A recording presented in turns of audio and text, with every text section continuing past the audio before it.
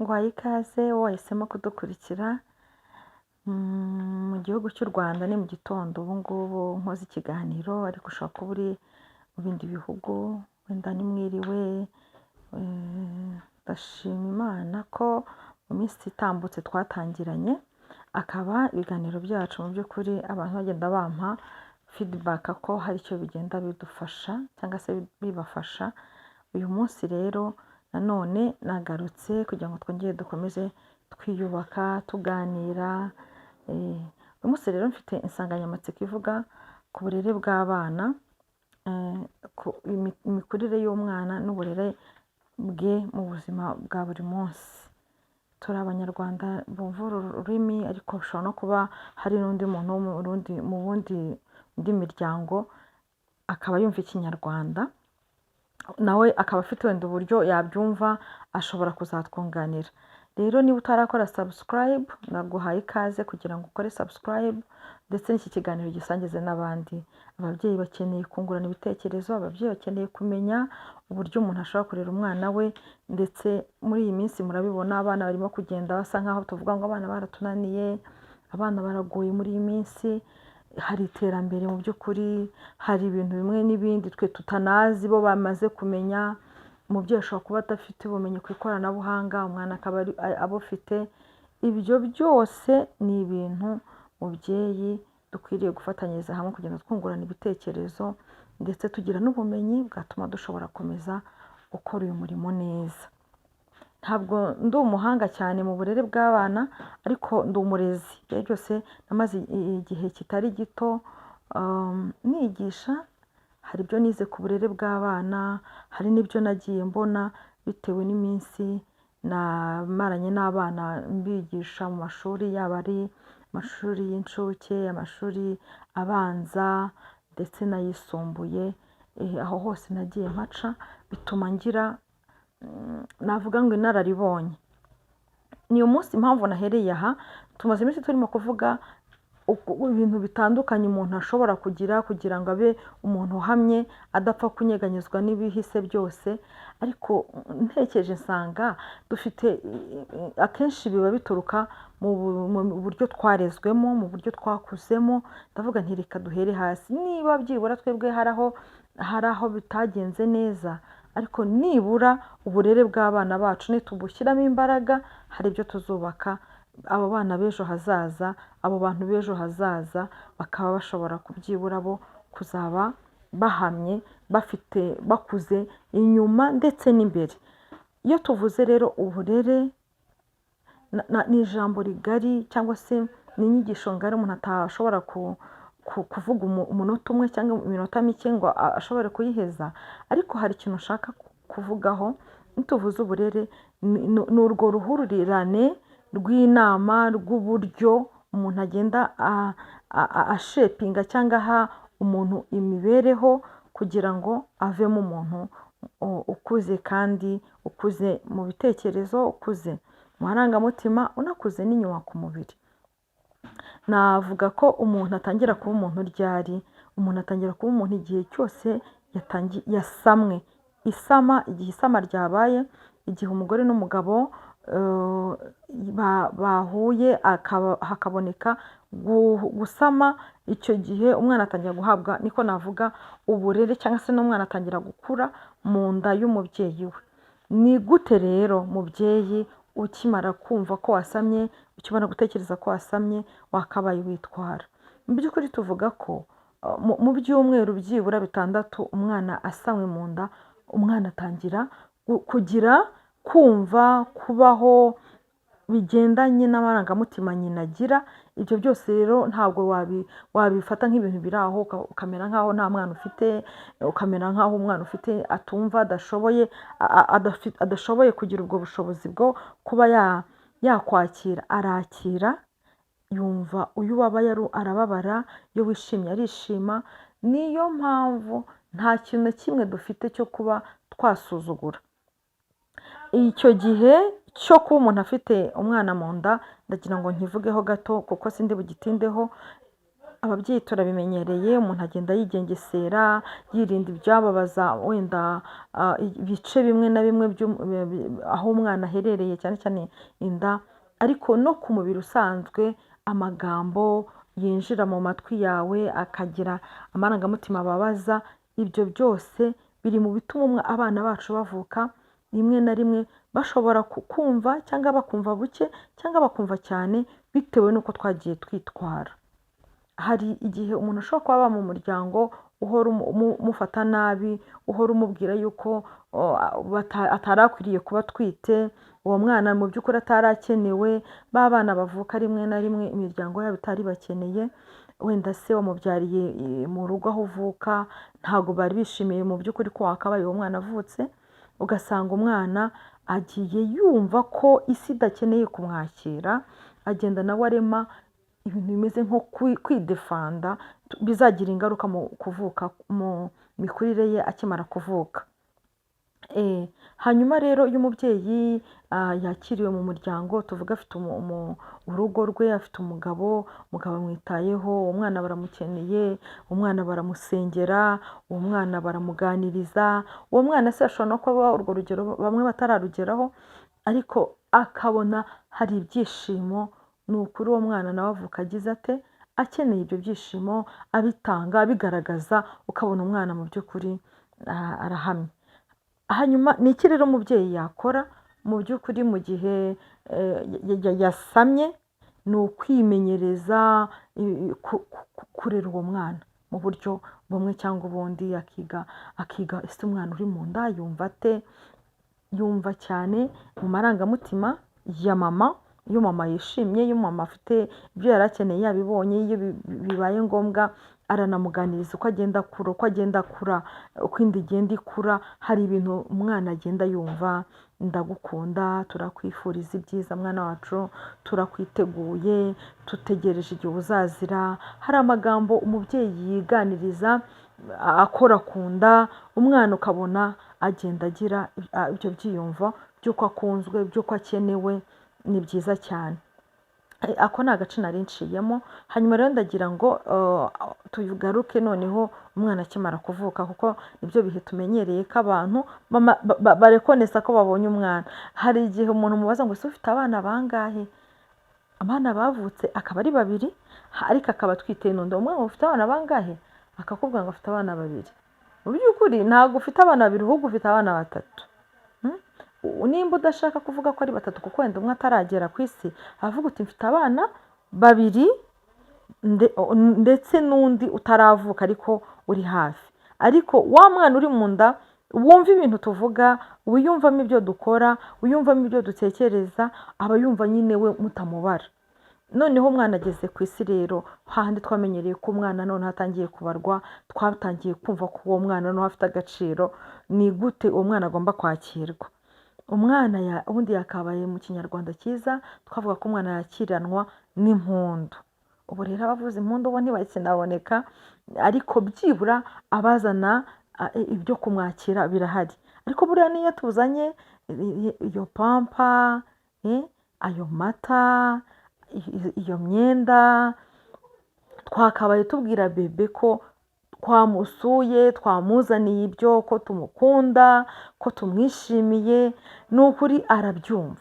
Ntabwo abyumva mu buryo bw'amatwi, ariko arabyumva mu buryo bwo kumva akunzwe, bwo kumva hari abantu bamwifuriza ibyiza, bwo kumva hari abantu bifuza ko abaho neza. Ibyo byiyumvo umwana arabigira, nubwo bidahita byibika mu bwonko busanzwe dukoresha umunsi twaba bataragira ubwo bushobozi, ariko birafasha. Nimba rero usuye umwana, yewe umubyeyi, ugasura umwana w'umuvandimwe cyangwa se n'umwana wawe, mubwire amazina ye, mubwire uti rero kanaka twagusuye, twishimiye ko waje muri twebwe, turakwifuriza ibyiza, nakuzaniye pampa bazajya bakwambika kugira ngo umwana amenye ko ari we mwasuye. Niba wasuye n'umubyeyi nawe umubwire ko wamusuye. Uriya nawe ni umuntu wageze muri twe. Ni ibintu by'agaciro cyane, byubaka amarangamutima y'umwana nubwo tubona ari muto cyane. Hanyuma rero umwana yavutse, wenda ari mu myaka y'ibanze, amezi y'ibanze, tukikorera ibintu twibwira ko atatubona, twibwira ko atatwumva, tukamwignoringa, ntitumwimvolvinge mu bitekerezo byacu. Umwana abaho yumva ko bibereye mu byabo nawe akibera mu bye. Hanyuma rero reka tuvuge mu byiciro by'imikurire, kuva ku mwana akivuka kugeza wenda kubyibura ku myaka 3, ni hahandi usanga umwana akubagana, ava kuri kimwe akajya ku kindi. Ni mu bihe byiza cyane byo kuvumbura, byo gushakisha, byo gutoragura buri kantu kose atoye ashyira mu kanwa. Ntabwo ndi bujye wenda muri psychology cyane cyangwa se mu menyere ya muntu cyane, ndavuga mu buzima busanzwe kugira ngo abantu bose twiyumve, yaba ari abumva barize, abize hari ukuntu babivuga, ariko hari n'abatarize. Njye ndavuga muri rusange, muri development y'umwana ukivuka kugeza ku myaka 3, ubona ari umwana urimo kwishakashaka, ashaka atoragura, akoraha, mutangatanga, ava kuri kimwe akajya ku kindi, umukura kuri kimwe akajya ku kindi. Ni ibihe byiza cyane biba binejeje. Ariko ababyeyi usanga ndagukubita, have, manuka. Ni byiza kumugarura, ariko nanone ndagukubita za buri kanya ntabwo ari zo, nta nubwo yumva ndagukubita icyo uvuga. Ariko kandi uko umukubita se wa mugani niko urababaza umubiri, ntabwo azi impamvu. Icyo wowe ugomba gukora ni ukumubera amaso ku byamubabaza, ariko mushyire hasi, mureka akine. Nimba ageze igihe cyo gukina, nimba ageze igihe cyo gukambakamba, mureke akambakambe. Nibwo buryo bwe bwo kuvuga, nibwo buryo bwe bwo kubaho. wimugumana. Hari igihe abakozi bo mu rugo nabo twibwira ko bashobora kubikora neza, nk'uko hari ubumenyi tumaze kugira, b'abakobwa badufasha se cyangwa n'abavandimwe badufasha. Gera igihe umubwira uti umwana niba ageze igihe cyo kwicara, mureke yicara, ikomeza kumuterura, kuko ubwo nabwo ni uburyo bwe bwo kubaho. Wimubuza gukambakamba, wenda mucungire hafi kugira ngo atagira ibyo yamena cyangwa ibyamukomeretsa, ibyamwangiza. Ariko ni igihe cyo kubwira buri muntu wese igihe umwana agezemo. Twese ababyeyi dufite imirimo tuba tuhugiyemo, twihugiraho tukajya mu bindi. Ntabwo rimwe na rimwe tubonera umwana umwanya uhagije, ariko kandi n'umwanya tubonye ntidutange amabwiriza ku bantu babakurikirana, kugira ngo nabo bagire byibura iyo shusho y'ikigero cy'umwana. Mureke umwana yisanzure. Umwana nuza wiguma muri bebe gusa. Yego ni bebe, umeze ute, wiriwe ute, urakomeye, mwana wanjye ndagukunda, ninagiye ku kazi. Nujya no ku kazi umubwire ngiye ku kazi. Ibyo bizagufasha nawe ubwawe gukura mu buryo bumwe cyangwa ubundi, ku buryo nagira n'imyaka irenze iyo ngiyo afite, n'ibihe amezi arenze ayafite, uzamenya kumubwira aho ugiye. Nawe abana bigira ku byo dukora cyane kurusha ibyo tubabwira. Numubwira ngo umwana wanjye ngiye ku kazi rero wirirwa amahoro, nubwo yarira, nubwo wabona atishimiye ko ugiye ku kazi, ariko arabizi ko mama yagiye ku kazi, ariko arabizi ko papa yagiye ku kazi, ariko arabizi yuko ababyeyi be bamukunda, hari ahantu hitwa ku kazi bagiye. Noneho rero icyo gihe cyo kuva mu kuvuka kugera ku myaka 3 ni igihe cyiza cyo kumenyereza umwana bimwe mu byo ubona muri etape agenda agira. Hari ibyo tuzi mbona twese tukunze kumenya. Umwana niba ageze igihe cyo gutambuka, akabona baramumenyereza, ukabona abantu bamufasha akaboko, bamuteje agatambwe. Ariko aba bana nanone tubana mu ngo, ntabwo tubabwira ngo umwana muri iki gihe umureke yisanzure, mureke agende hasi, mureke akambakambe, mureke. Aho gusanga turi have, hagarara, ukamubuza hirya no hino. Rimwe na rimwe ugasanga aho abana bari hari ibintu bimwe na bimwe bibabuza kwisanzura, ukabona ntabwo mu by'ukuri yisanzuye. Ndagira ngo rero umubyeyi ngushishikarize gushyira imbaraga mu bintu byose, gushyira imbaraga mu bumenyi, umenye byadufasha kugira ngo twubake umuryango mu by'ukuri ufite abana bafite ubumenyi, bafite uburere, bafite na development tugendeye ku mikurire ye. Akure mu marangamutima, akure mu rukundo, akure no ku mubiri. Hanyuma reka tuvuge rero ikindi gice cya hagati y'imyaka 3 kugera kuri 7. N'ubundi nakabaye mvuga kuva umwana avutse kujya ku myaka 7 kuko nicyo gihe umwana yuzura, niho hahandi umuremamo iby'ingenzi bizamufasha mu myaka izaza. Hanyuma rero tekereza noneho ku wa mwana wawe w'imyaka guhera kuri 3 kugeza ku myaka byibura 7, ni iki noneho mu by'ukuri twese tujya tubona. Ni hahandi usanga umubyeyi aba arimo aravuga mwana wanjye, kandi uwo mwana umaze kugenda witwara nabi, kandi mwana wanjye umaze kugenda umeze gutya, kandi mwana wanjye ndabona utagenda neza. Ntabwo umwana ariko atagenda neza, ahubwo umwana ari guhurirana n'ibintu byinshi muri ubu buzima, hanyuma ugasanga ntago ashobora kuvangura iby'ingenzi n'ibitari iby'ingenzi. Rimwe na rimwe rero iyo umwana atabonye gikurikirana, usanga afite ukuntu yagiye apfapfana, yagiye abura iby'ingenzi. Ugasanga rimwe na rimwe umwana aravuga ati jyewe reka nishakire nivumburire. Ariko ubundi twakabaye dufata umwanya ukabwira umwana, mwana wanjye rero ugeze igihe cyo kwiga, tugiye kujya ku ishuri bigenda gutya na gutya. Igihe cyose umwana ahawe ibyo umubyeyi amuhaye, abifata nk'ihame, abifata nk'ukuri, abona umubyeyi we ari we mubyeyi ukomeye, abazi ko umubyeyi we nta kintu yabura, abazi ko umubyeyi we n'ibyo atarabona azabibona. Kuri iyo myaka ni igihe cyiza umubyeyi yabwira umwana ibintu akabifata. Ni ryari umubyeyi rero asa nk'aho abuze uburyo bwo kurera umwana? Ni igihe nawe atiteguye, ahubwo agashaka kurera umwana nk'uko nawe yarezwe, agashaka gushyiraho igitsure kinini, agashaka kumukubita, agashaka kumubwira nk'aho yananiranye. Ntabwo umwana yananiranye kuko ntabwo umwana aramenya mu by'ukuri ni ibiki bikenewe, ni ibiki nakora, ni ibiki mbujijwe. Ahubwo wowe uri wo kumwicaza ukamubwira rero mwana wanjye ibi n'ibi n'ibi n'ibi, dore rero simpari, muze kugira gutya na gutya, nimumara kugira gutya mugire murya. Ariko wowe uramusiga mu rugo ukamubwira uti tantine aze kubitaho, wenda niba abakobwa bajya dufasha imirimo se, ukamubwira uti tantine aze kubaha ibiryo saa sita.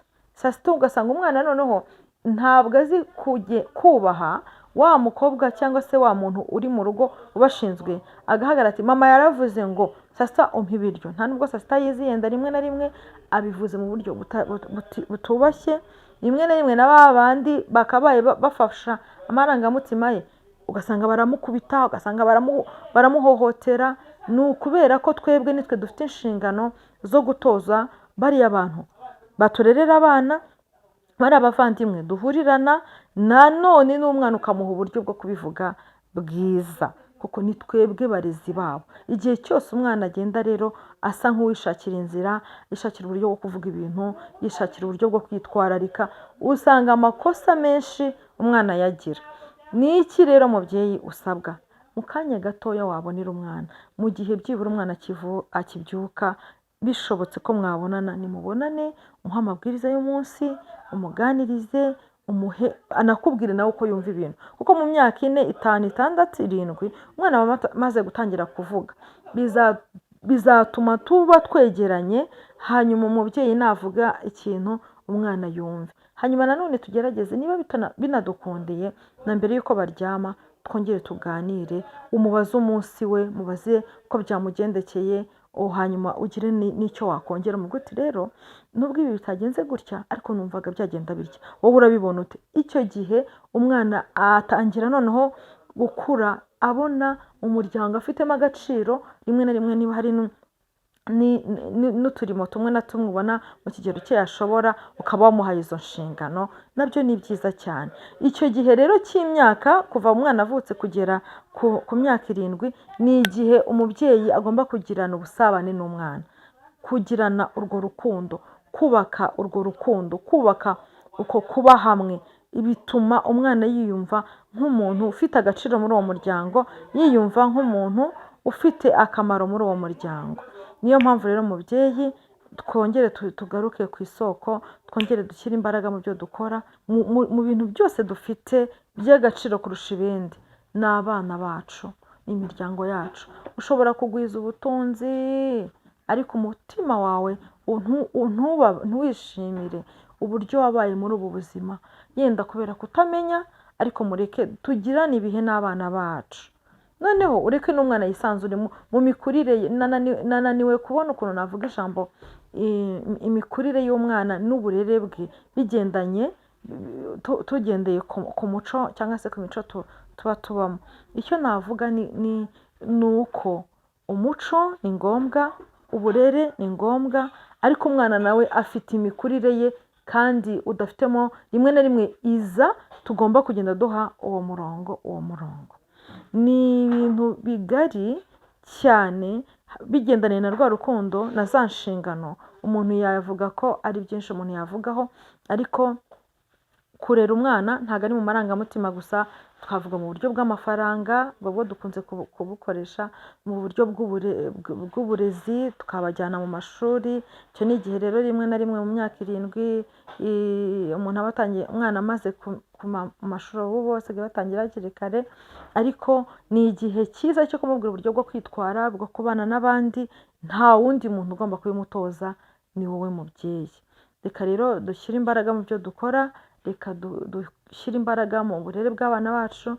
Mu byo dukora mvuga ni bwa buryo tugenda dukurikiza. Umwana niba mama avugira hejuru cyane, uzasanga mu rugo uzasanga hari ngo umuntu ajya ajyamo, ugasanga buri mwana wese ari mu bye, buri wese yitwara uko ashaka, ukavuga ubu hano ninde urimo utanga umurongo? Mu by'ukuri ntabwo abana baduha umurongo, ahubwo abana bazi kutumanipira, akavuga ngo mama nasakuza cyane nanjye nkasakuza cyane. Niyo mpamvu rero ni byiza ko nimba umubyeyi azi neza ko kuvugira hejuru, nta muntu utabizi ko atari byiza, ukamubwira umutonganya cyane uvugira hejuru, nawe niko azabigenza, nawe azagusubiza avugira aho hejuru. Niba umwana waramutoje kuza akakongorera, uzagera mu rugo ubone umwana araje, niba icyo ari ibintu bisanzwe, ubona umwana araje agiye mu matwi ya mama aramwongoreye. Ni byiza kutoza umwana ubwo buryo bwose, yaba ari ukuvuga azamuye ijwi bibaye ngombwa, ndetse akanamenya no kurigabanya nabwo bibaye ngombwa. Reka rero tujye ku kindi cyiciro kingana cyo kuva ku myaka byibura 7-8, ariko cyane cyane twibande kuri ya myaka 12. Imyaka 12 rimwe na rimwe usanga umwana iyo abandi bita abize cyangwa se abigishabwa pre-adolescence, niyo ibanziriza adolescence. Adolescence ni cya gihe cy'ubugimbi banavuga n'ubwangavu, ariko noneho mbere y'uko umwana yinjira muri ibyo bihe, abatangiye noneho umwana aba atagishaka ko umubyeyi yamufata nk'ingwate, atangiye gushaka kwisanzura, akwereka ko nawe afite ibintu atekereza, akubwira ko inshuti ze ziri très important, akwereka ko nawe akeneye gusurwa n'abana b'inshuti ze, nawe akeneye gusura. Rero nabwo ni igihe wowe mubyeyi cyawe cyo gutekereza ngo ese umwana wanjye ndamufasha nte?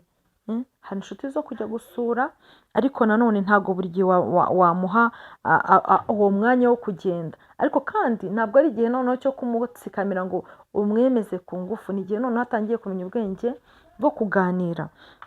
Noneho rero ugomba kumwereka umumaro w'ibyo bintu, ukamuha aka kanya. Kandi mureke two gufata abana mu kivunge ngo mfite abana 3 ngo bose ngo ngenda baganiriza, abana ndabaganiriza, ahubwo sinzi igituma aba bana batanyumva. Urabaganiriza nibyo, ariko ntabwo buri mwana n'umwihariko.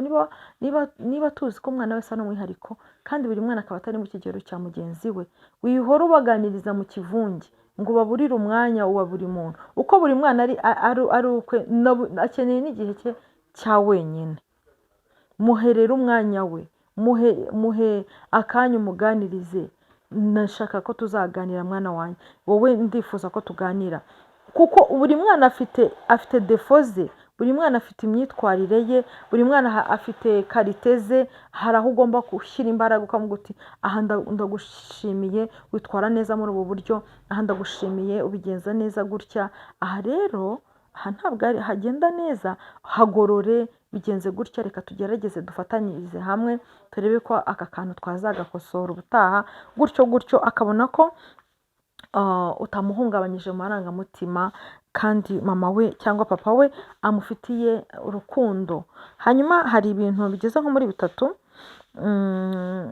navuga umubyeyi nyuma y'icyo gihe umuntu yakabaye yitaho, kandi ibyo bintu iyo bibuze usanga mu by'ukuri umwana hari ibintu yatakaje. Mu bintu bigeze muri bitatu umuntu wese uburyo agomba gufata umwana, cyangwa se umubyeyi agomba gufata umwana, cyangwa umubyeyi agomba kwifata kugira ngo abeho ari ekiribure. Ikimwe cyo ni urukundo, nibyo umubyeyi agomba gutanga urukundo. Ikindi ni protection cyangwa sekirite. Ikindi ni ukwemera cyangwa se kwemera umwana wawe. Mu by'ukuri umwana w'umuntu mu muryango, iyo umwana wawe utamuha urukundo ruhagije, utamurinda mu buryo buhagije, iyo mvuze kurinda ni affection, urukundo ni affection, naho protection ni sekirite, kumenya umwana wanjye yagiye aha n'aha, ugakurikirana ukamenya niba yabonye imodoka, cyane cyane muri babana bamaze gukuraho. Nanze kugenda nkomeza wenda mvuga ibindi byiciro, tuzagenda tubigarukaho. Niba ari umwana watangiye gusohoka mu rugo wenda ageze muri cya gihe cyo kuba yakoresha telefone, ukamenya neza nk'umubyeyi, umwana wanjye yagiye aha n'aha, yenda yagiye mu birori, yenda ibirori se yagezeyo yateze imodoka, ntafite iyo telefone. Umwana wanjye yateze iyo modoka, ese uyu mwana wanjye aho ari kumwe n'abandi? Ese uyu mwana wanjye twavuganye ko igihe ari buzire yamaze kubona gutega? Ukamuha igihe, ntukomeze umuhamagara yego nabyo byamubuza amahoro. Ukamubwira uti nugerayo umbwire, cyangwa se unyandikire, nawe ukamwandikira. Hanyuma umwanya ari bumareyo mukaba mwawuvuganye, kandi ukagerageza kumufasha kubahiriza. Niba atanawubahirije ukamubwira byagenze bite, kuki nakubwiye kuri buze saa 12 ukaba wagejeje saa 1, na mbere yuko ageze saa 1 akaba yakubwiye impamvu. Ibyo bintu ukabikurikirana nk'umubyeyi. Nuko tugenda tukahugira muri byinshi, rimwe na rimwe umuntu ugasanga ntabwo yabonye umwanya wo gukurikirana, ariko ni ngombwa. Hanyuma sekirite rero, sekirite iyo tuyivuga cyangwa protection, umwana ashobora kukubwira gahunda yifuza gukora, yenda tuvuge niba ari no gusura inshuti ye, umukopine we cyangwa se umukopin we. Iyo mvuze kope cyangwa kopine ntabwo mvuga kwa gukundana kw'ikigero kiri hasi cyane. Umwana ugomba ndavuga no mu myaka 13, 14, 15, ushobora kuba yagiye kwa nyirasenge, ashobora kuba yagiye kwa nyina wabo, ashobora kuba yagiye mu muryango hirya, ariko akaba ashobora kugukominika. N'ubundi nta muntu wakurerera nk'uko wakwirerera. Igihe cyose niyo baba ariyo ugomba kumuganiriza, ukamubwira, ukamwibutsa amahame y'umuryango, ukamwibutsa ibyo wifuza ko kwaba byo, ukamurinda, ukamubwira murimo murakina, yego tujya dukina, murimo murakina iyihe mikino ukayimenya. Ntukajye wurira hejuru ngo utazamanuka ukikubita hasi, ujye wirinda ibi. Umwana wanjye ndagushyigikiye. Noneho abantu uko bagenda bazamuka mu myaka, niko ugomba kumwereka kuri hafi ye, kumukunda, kumushyigikiye mu byo akora, kubera ko muba mufitanye umubano, kubera ko mwarubatse iyo mibanire. Nta na rimwe umwana yakujya kure ngo abure kumva ko mama ahari. Kugeza rero kuri ya myaka 18 y'ubukure, umwana nta na rimwe atumva ko umubyeyi yakaba yamubereye maso. Yaba yiga muri segonderi, ni byiza ubishoboye wanamuherekeza ukamugezayo. Nimba ujya ubikora, mubyeyi uri mu nzira nziza, kandi ni ukuri turagushyigikiye. N'undi wese wabishobora yabikora. Niba utagiye unabishobora nabyo, ba hafi. Nimba ubona hari uwo wabona kumuherekereza, nabyo bikore, kuko umwana iteka ryose ahora yumva ari umwana mu maboko y'umubyeyi. Hanyuma ikindi nari ndimo mvuga, nyuma yo kuba umwana wamurinda, ni kumwereka ko umwemeye.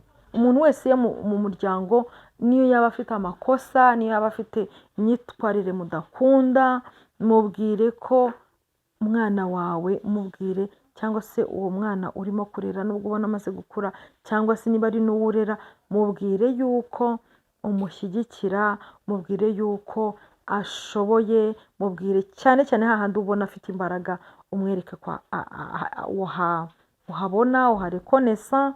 Bigira umumaro wo kubaka amarangamutima ye niyo yasohoka mu muryango akajya kuba ahandi, iyo abantu batangiye kumuca intege akamubwira ngo ariko wowe tubona mu by'ukuri hari ibyo udashoboye, aravuga ati hari umuntu wambwiye ko njye nshoboye.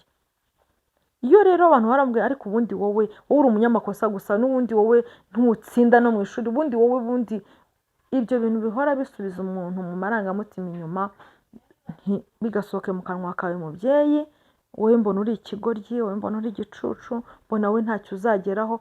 Ayo magambo nk'uko mu biganiro by'abantu twagiye tubivuga, noneho turi kurera umuntu uzavamo uwo uzarema, uzavamo uwo urimo gushyira mu bitekerezo, nubwo rimwe na rimwe hari bitadukundira, ariko umuntu wese akeneye urwo rukundo, uwo mwana akeneye, uwo muntu akeneye ubwo burinzi bwo kuba hari icyo washobora ukakimugezaho, kuba wamurinda ibyamuhungabanya, ukamubera amaso, kandi akeneye ko mumwemera, akeneye ko mumubwira yuko mufitiye icyizere. None umubyeyi afite umwana w'imyaka 18, yamuhaye uruhushya rwo kujya mu munsi mukuru, yenda ni mu bukwe bw'inshuti zanyu, mu miryango yanyu, noneho umuhamagaye mu minota 10 avuye mu rugo, 15 uramuhamagaye, isaha uramuhamagaye, amasaha 2 uramuhamagaye, none se uwo mwana urumva afite ubuhe bwisanzure?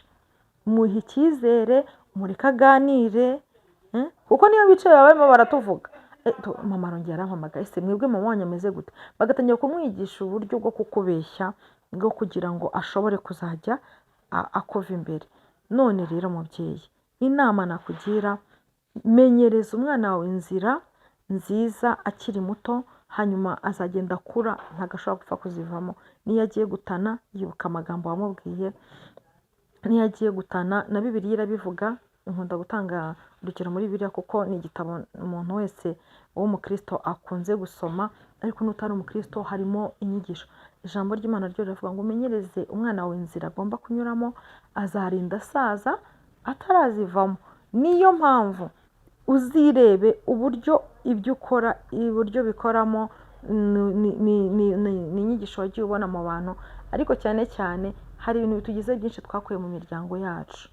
Akenshi rero tugira tendance yo gushaka kurera nk'uko natwe twarezwe, ngo njyewe, ngo nanjye barankubitaga, ngo njyewe umwana wanjye nzajya mukubita nibwo azajya ku murongo. Umwana wanjye sinshaka ko nsubiza, wizamura ijwi mvuga. Ayo magambo yose atuma umwana ashobora guceceka ntagusubize, ariko akagufatira ingamba zo kubibika, akabiguhisha, ukazamubona mu buryo utagishobora kumukontorora. Igihe rero cy'ubugimbi cyangwa se imyaka ibanziriza ubugimbi, ku myaka 12, 13, 14, 15, umwana aba atangiye gushaka kuvumbura ibintu bimwe na bimwe, amajwi aba atangiye guhinduka. 14, 15 akumva hari ibintu bitangiye guhinduka mu mubiri, mu miterere y'umubiri, atangira gushaka kumva ibyo abandi bumva, kuvuga ibyo abandi bavuga, kwitwara uko abandi bitwara. Ni mpamvu ubona bahindura ingendo, bahindura inyogosho, bahindura imivugire. Wowe rero waba udashobora kwihangana n'ubumenyi utabufite, ugatangira gushaka kumukubita, ugatangira gushaka kumutegeka ku ngufu. Ntabwo ibyo byakora rwose, ntabwo ibyo bivamo. Ikintu cyonyine cyagufasha ni ukumuganiriza, ukamubwira rero mwana wanjye, igihe ugezemo ni iki n'iki, nukora ibi bizagenda bitya. Reka tuvuge nk'igihe abana bari hanze aha, bamwe baba bari kubyina, ugasanga umwana wawe arabyina, akabona arahura n'abandi bana babyina ntibananirwe, akavuga ati se kiye kuki mbyina nkaruha, abangaba bakaba batananirwa. Bakamubwira bati uzatesitinge wenda ku rumogi, ugasanga ntabwo ugeze urumuganirizaho, azarutesitinga kugira ngo agire imbaraga, kuko ntabwo yabonye umuntu urumubuza. Ntiwibwire ngo umwana wawe umwambika neza, ngo umwishyure amashuri meza, ngo uramukunda, ngo umutwara mu modoka. Ibyo ntibikora. Igikora ni presence yawe, ni ukukubona, kandi akaba afite uburyo muganira, kamurahanye gahunda y'urugendo murimo murajyamo. Igihe cyose udahari, hari ababyeyi bamwe batazi umumaro wo kuba uhari, nubwo waba utaravuga bifite umumaro. Hanyuma abakeneye kugira iyo nshuti y'umukobwa kuko yabonye mugenzi we amufite, niba ari umuhungu, nimba ari umukobwa nawe atangiye gushaka kugira inshuti y'umuhungu, ageze mu wa mbere segonderi, mu wa kabiri, mu wa gatatu, mu wa kane, aba azi yuko agomba gukundana, nta nubwo azi igihe cyo gukundana, nta nubwo azi ko gukundana atari byiza mu myaka mito, azi ko nyine yakuze. Nta murongo twamuhaye mu bijyanye n'iby'imibonano mpuzabitsina, azagerageza, azabona basomana nawe agerageze gusomana, hanze hari amatelefone kandi telefone twarazibaguriye cyangwa se barazirebera barakoresha amatelefone yacu, bazareba ibintu bimwe na bimwe we mubyeyi udashobora kwimajina umwana azajya gutungura, wowe uhora wumva warasigaye inyuma gusa. Hanyuma rero n'iki wakora, muganize ku bijyanye n'iby'imyororokere, muganirize uburyo umwana agomba kwitwararika muri iyo myaka, muganirize ku biyobyabwenge, ingaruka zabyo, umubwire ukuntu nta na rimwe umuntu agomba gutesitinga ibiyobyabwenge, umuganirize uburyo umuntu umubiri ibintu umuntu awutoje, umubiri uhita ubimenyera kandi kubireka bikaba bidakunda, umwereke ingero, bizagira umumaro mu mirerere yacu. Umubwire ibijyanye n'umuco, umubwire ibijyanye n'imibanire, umuganirize mu muryango duseke, kandi ntubimubwire umuha amabwiriza gusa, umubwire nawe akubwire. Mu muryango tugira tendance yo gushaka ababyeyi kubwira abana, tukabaha ibyo gukora, tukamera nk'aho ni ugutanga amabwiriza nta feedback. Igihe cyose watanze amabwiriza ntutange igihe cyo kukubwira uko babyumva, bazagutungura mubyeyi. Uyu mwanya rero ndimo mvuga ngo reka umwana wawe akure mu marangamutima, umurere mu marangamutima, umurere mu buryo bw'ubushobozi, mu bushobozi bwawe, kandi umuganize uti umwana wanjye nubwo wansebye iki nkaba ntakibonye, ariko ndahari kugira ngo ngushyigikire, tuzanyura muri ubu buzima, nzakiguha ninkibona, akumva ko umubyeyi we amuri hafi. Iyo rero mu muryango umuntu atahawe rwa rukundo ruhagije, bwa burinzi buhagije, atigeze yemerwa, abantu bagahora bamubwira amakosa ye bakamwereka ko ahubwo ari umuntu wo kubananiza, iyo asohotse mu muryango rero atangira kugerageza ibintu byose, atangira kugerageza ibiyobyabwenge, atangira kugerageza ubusambanyi, atangira kugerageza inzoga, amatabi, atangira kudakora imirimo yo mu rugo, nimba ari gukora amasuku ntayakore, kubera yuko ni ibintu agenda agongana nabyo gusa, ariko mu burere ntabyo yabonye. Nimba umwana ubona adakunze mu by'ukuri gukora uturimo two mu rugo, ni wowe kumubwira ngo mfashe ibi, niba ari umukobwa ngo mfashe ibi, nkorera utu, ntunganyiriza utu, gutyo mu gihe uhari akabona ko mwese mufatanyije. Ikindi navuga ni ukumubwira ko ibyo akora byose biri mu nyungu ze, agasobanurirwa impamvu y'ibyo umuganiriza, impamvu y'ibyo mubaganiriza, agasobanurirwa umumaro bizamugirira, kuko ibintu byose umuntu akubwiye ubona nta mumaro bifite, byanze bikunze ugera ukabyiyambura. Rero ndabashimiye kuba mwampaye uyu mwanya, tukaba tuganiriye kuri ibi bintu. Numvaga nk'umurezi, ko nanjye ndi umwarimu, nk'umurezi, nk'umubyeyi, turimo turiyubaka. Umubyeyi ubwira umwana wawe ngo nanjye sinahawe urwo rukundo wirunsaba. Numvaga ibintu twabiganira, kuko ari hanze mu mashuri ababyeyi, abarezi, abarimu baremerewe n'uburere dutanga mu miryango. Umwana utarahawe uburere mu muryango, ku ishuri ntabwo bitworohera. Nawe rero mubyeyi, gerageza utange iby'ibanze, hanyuma ubone gusaba abarezi kongeraho. Umurezi azamwigisha icyongereza, azamwigisha imibare, azamwigisha ibindi n'ibindi, ariko nawe tanga uburere. Hari igihe umwarimu ku ishuri avuga ati umwana tumwohereze mu rugo tuzane umubyeyi, umubyeyi yaza akavuga ngo nari nzi ko rimwe muzamumpindurira, none namwe murimo kumunyoherereza. Ati nanjye nduhuka ari uko yaje. Twihahana abana nk'aho badafite gikurikirana, mureke dushyiremo twige kuba ababyeyi. Kuba umubyeyi ntabwo byizana, kuba umubyeyi umuntu arabyiga, arabiharanira, bisaba gukomera, bisaba kwihangana, bisaba gushyigikirana. Mureke rero tubikore tubikunze, inshingano ubuzima buduha, ntabwo ari ukuba umugore gusa ngo uterere iyo, cyangwa umugabo gusa uterere iyo. Mugabo, mugore, mufatikanyirize hamwe, twubake imiryango ifite abana bazima, kandi abana bacu bazaba ab'umumaro mu gihe kizaza kuko twabaye abo twagombaga kubabo. Murakoze, mukomeze mumererwe neza kandi ndabifuriza amahoro y'Imana mu byo mukora byose no guhirwa ndetse no kubaka umuryango mwiza. Hanyuma kino kiganiro nibona ari cyiza wakisangiza n'abandi ndetse mugakora na subscribe, tugakomeza tukaba umuryango mwiza wunguka wiyongera. Imana ibahe umugisha. Ciao ciao, naho utaha. Murakoze.